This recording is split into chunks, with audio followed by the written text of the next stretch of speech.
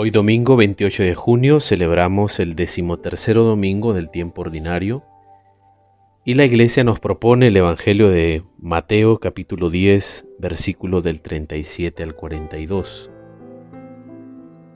El que ama a su padre o a su madre más que a mí no es digno de mí. Y el que ama a su hijo o a su hija más que a mí no es digno de mí. El que no toma su cruz y me sigue no es digno de mí. El que quiera conservar la vida la perderá, y el que la pierda por mí la conservará. El que lo recibe a ustedes me recibe a mí, y el que me recibe a mí recibe al que me envió. El que recibe a un profeta por ser profeta recibirá recompensa de profeta. El que recibe a un justo por ser justo recibirá recompensa de justo. Y quien dé un vaso de agua fresca a uno de estos pequeños, solo porque es discípulo mío, les aseguro que no se quedará sin recompensa. Palabra del Señor. Seguir a Jesús no es simplemente una opción, sino que es sobre todo una convicción. Y la convicción es la decisión. Decidirse por alguien, en este caso por Jesús. Y hoy más que nunca el seguimiento a Cristo se hace más difícil porque vivimos en un mundo lleno de superficialidad, donde parece que va desapareciendo, se va desvaneciendo poco a poco el sentido de la lucha por los grandes ideales y los nuevos ideales que muchas veces se plantean para que formemos o conformemos un mundo mejor, se quedan ahí como ideales. Y lo grave de esto es que en consecuencia vamos teniendo un cierto tipo de sociedad conformista con la realidad.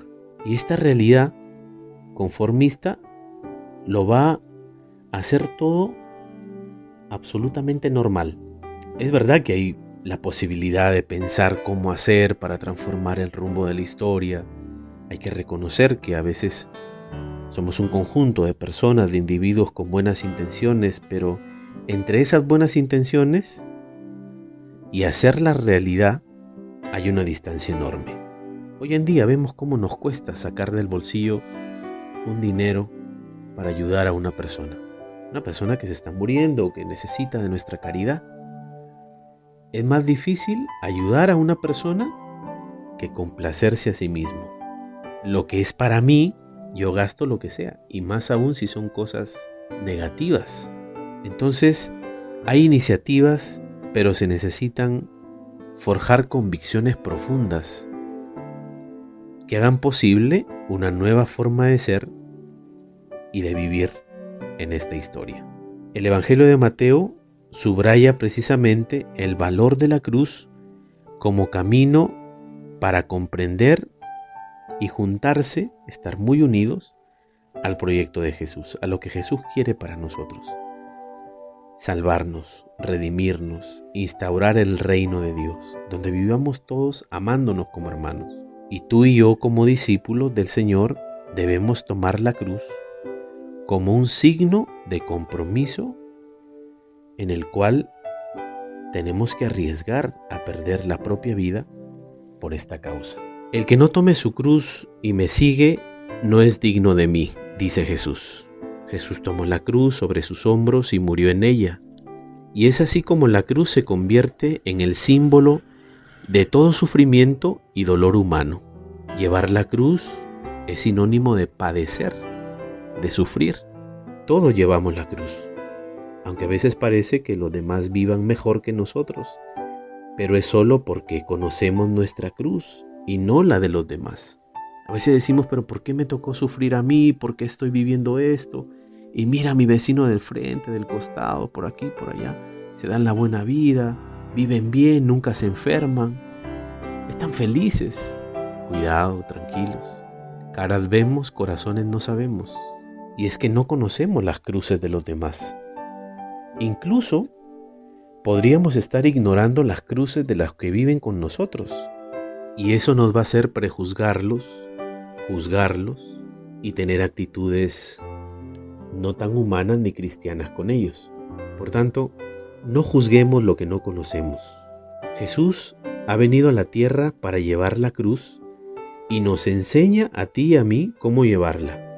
Y lo bonito de todo esto, que Jesús le ha dado un sentido a la cruz, al sufrimiento, al padecer. Le ha dado un sentido y una esperanza. Jesús nos dice a dónde ella conduce si la llevamos junto con Él.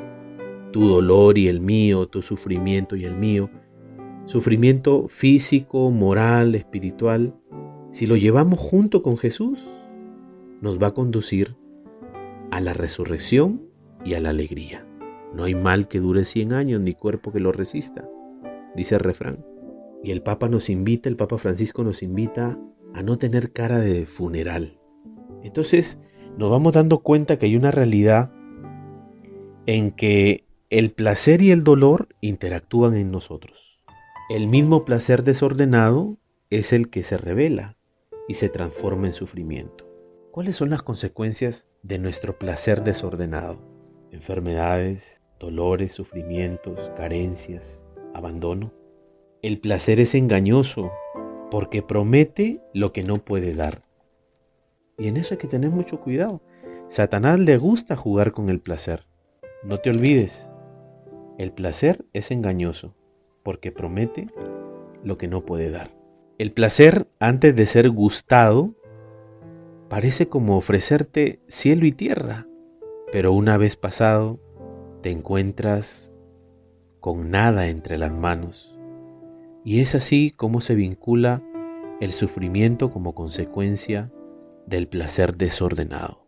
Trae como consecuencia vacío y sufrimiento. ¿Cuál es esa palabra de salvación que el Señor trae para ti?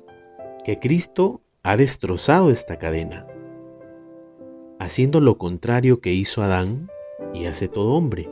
Jesús, resucitando de la muerte, Él ha empezado un nuevo género de placer, que no precede al dolor, sino que lo sigue como a su fruto. Ese placer que brota de la cruz y que ni la muerte lo pudo detener. Se trata de todo placer honesto, no solo del espiritual, sino el de los esposos que engendran vida y ven crecer a los propios hijos o a los sobrinos o a los nietos. El placer del arte, de la creatividad, de la belleza, de la amistad, de un trabajo bien hecho y concluido. En definitiva, el placer que nos produce la auténtica alegría. No se trata de ir en busca del sufrimiento, sino el de aceptar con nuevos ánimos y nueva mirada el sufrimiento que estamos pasando ahora. Si unimos nuestro sufrimiento al de Jesús, con Jesús y por Jesús en el Espíritu Santo, iremos o llegaremos a buen fin. De lo contrario, será un trago amargo que no dará ningún fruto de alegría y paz, ni para ti ni para los tuyos. No debemos malgastar nuestro sufrimiento, es decir, no podemos andar quejándonos por todos lados y con cada persona que encontramos a nuestro paso, y más aún usando las redes sociales.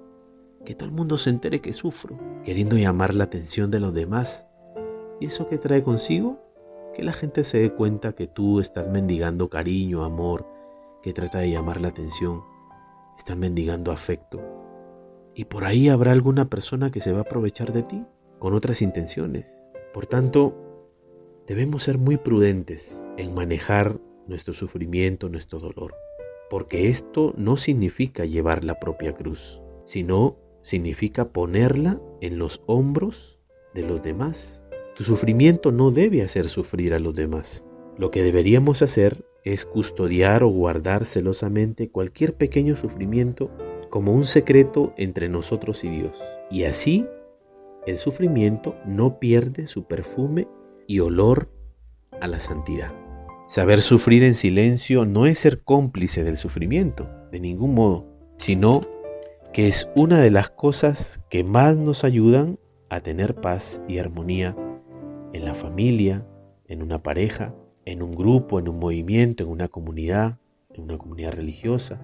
Mientras más grandes sean tus penas, tu victoria sobre ellas está en el silencio, a solas con Jesús, en el silencio de la oración, en tu corazón, delante de la palabra, delante del Santísimo Sacramento, porque Dios está en todas partes y donde le invocamos, Él ahí está. ¿Qué tenemos que hacer como cristianos? Como cristianos no debemos tener ningún miedo al placer cuando va acompañado del cumplimiento del deber.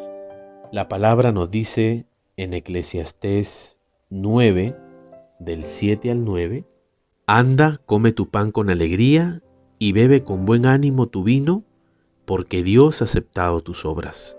Lleva siempre ropa limpia y que no falte el perfume en tu cabeza.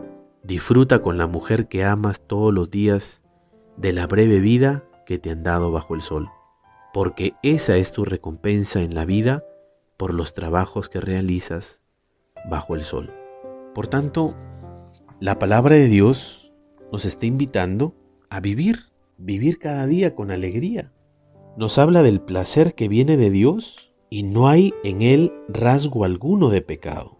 Debemos aprender a aceptar las alegrías que existan en nuestra vida y agradecérselas a Dios sin estar lamentándonos todo el tiempo de las cruces, ya que saber alegrarse y gozar de las cosas buenas es el mejor modo de dar satisfacción y alegría a los demás, al esposo, a la esposa, a los hijos o a los que viven junto a nosotros. Amado Jesús, te damos gracias porque solo en ti encontramos el sentido de nuestra vida. Solo en ti podemos encontrar una nueva forma de vivir, una nueva forma de caminar, una nueva forma de ser mejores cada día. La bendición de Dios Todopoderoso, Padre, Hijo y Espíritu Santo, descienda sobre ti y te acompañe siempre. Que tengas un buen domingo y que tengas una buena semana.